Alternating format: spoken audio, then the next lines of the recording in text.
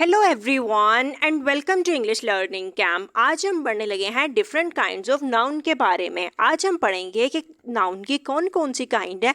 हर kind को हम sentence के थ्रू पढ़ेंगे। एक सेंटेंस दिया होगा, उसमें एक नाउन दिया होगा, हम उस नाउन को आइडेंटिफाई करेंगे और फिर ये देखेंगे कि ये नाउन की कौन सी काइंड बनती है। वीडियो की जानी बढ़ते हैं, लेट्स स्टार्ट। फर्स्ट पे दिया हुआ है I am reading a book. मैं एक बुक पढ़ रही हूँ। अब बुक क्या है? एक नाउन दिया हुआ है। अगर हम पढ़े आ बुक तो इसका मतलब है ये काउंटेबल नाउन है, एक किताब की बात की जा रही है, लेकिन बुक एक नाउन भी तो है। अब ये कौन सी बुक की बात की जा रही है, यहाँ पे हमें ये समझ नहीं आ रही। दुनिया में बहुत सारी बुक्स हैं, इंग्लिश की हो सकती है, मैथ्स की हो सकती है, कोई नॉवल हो सकता है, कुछ भी बुक हो सकती है, किसी भी किस्म की। लेकिन यहाँ पे क्लियरली नहीं बताया हुआ कि हम किस बुक की बात कर रहे हैं। तो बुक यहाँ पे एक कॉमन नाउन दिया हुआ है। कॉमन नाउन कहते हैं आम नाउन। दुनिया में बहुत सारी बुक्स हैं, डिफरेंट तरह की, मैथ साइंस इंग्लिश, लेकिन सबको नाम तो हम बुक का ही देते हैं। वो नाउन जो हर आम चीज़ों के लिए इस्तेमाल किया जाता हो उसको हम कहेंगे common noun. I saw a mountain. मैंने एक माउंटेन देखा। अब दुनिया में कितनी तरह के माउंटेन हैं? बहुत सारे माउंटेन हैं, लेकिन यहाँ पे किस खास माउंटेन की बात की जा रही है हमें ये नहीं पता। एक कॉमन लिखा हुआ है पहाड़ देखा, तो पहाड़ तो कोई भी हो सकता है, तो ये यहाँ पे एक कॉमन नाउन दिया हुआ है। अगर यहाँ पे K2 या माउंट एवरेस्ट कोई भी इस तरह का लिखा होता तो वो एक प्रॉपर नाउन था।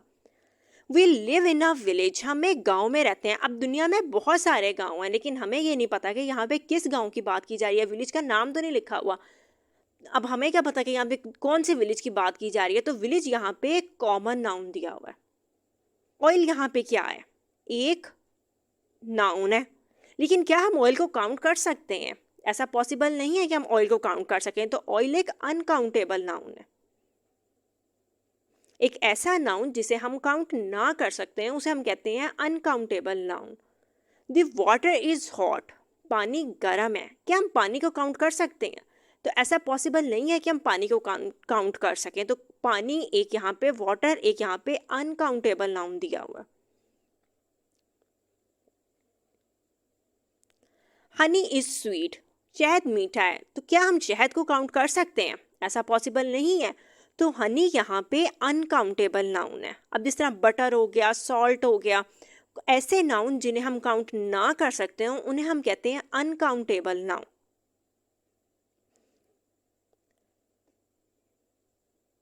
The bucket is made of plastic.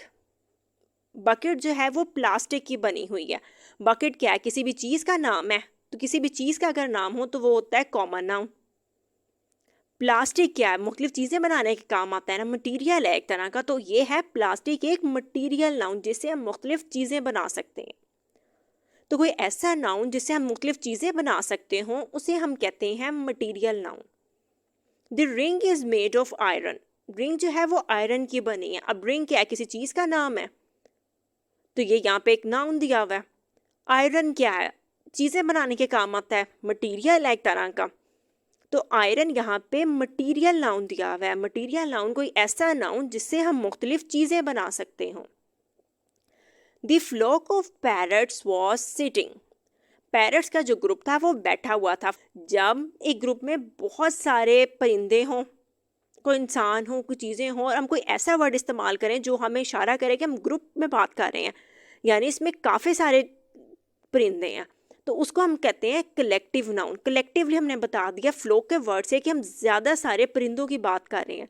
तो ये यहाँ पे दिया हुआ है कलेक्टिव नाउन।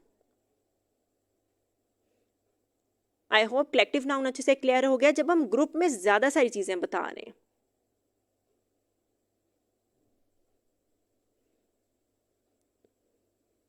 इसके बाद है आइडलनेस लीड्स टू पावर्टी। सुस्ती जो है ये पावर्टी की तरफ, गुर्बत की तरफ ले जाती है। आइडलनेस क्या है? एक स्टेट है। पावर्टी क्या है? गुर्बत एक स्टेट है।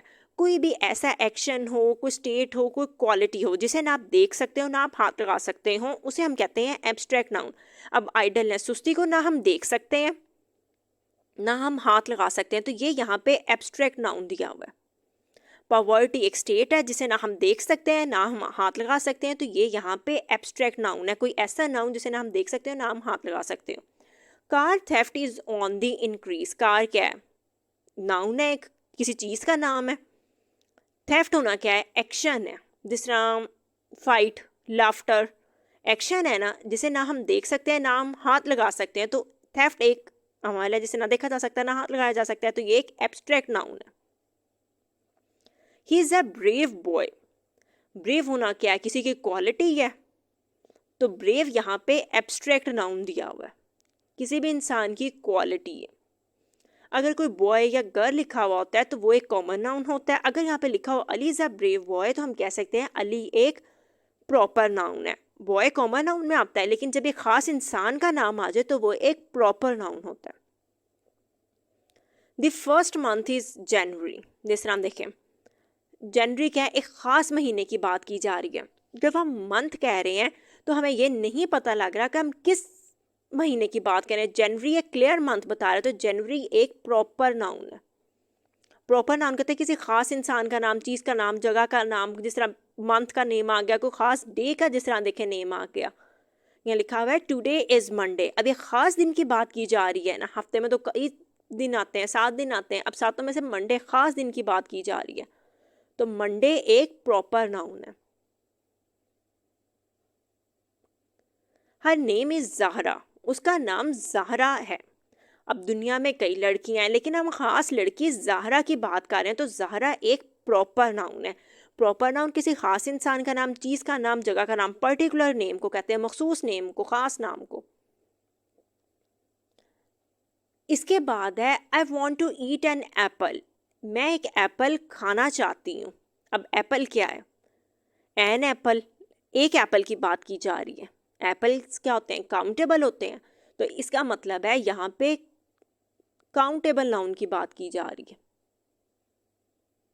एप्पल्स को हम काउंट कर सकते हैं, तो ये यहाँ पे एक काउंटेबल नाउन दिया हुआ है। ही पुल्ड आउट 5 हेयर्स। अब यहाँ पे आप नोट करें, हमने हेयर्स लिखे हुए हैं। अब हेयर्स यहाँ पे एस लिखा हुआ है, तो इसका मतलब है हम काउंटेबल नाउन की बात कर रहे हैं। लेकिन हमने तो पढ़ा होता है कि हेयर हमेशा अनकाउंटेबल होते हैं। तो कुछ नाउन ऐसे होते हैं जो काउंटेबल फॉर्म में भी आ जाते हैं और अनकाउंटेबल फॉर्म में भी आ जाते हैं। अब 5 हेयर्स है वर्ड, तो इसका मतलब है यहाँ पे आप हेयर को काउंट कर सकते हैं। तो हेयर यहाँ पे काउंटेबल नाउन है, क्योंकि 5 साथ लिखा हुआ है, तो 5 तो हमें पता लग रहा है, सीधे सीधे काउंटिंग लिखी हुई है।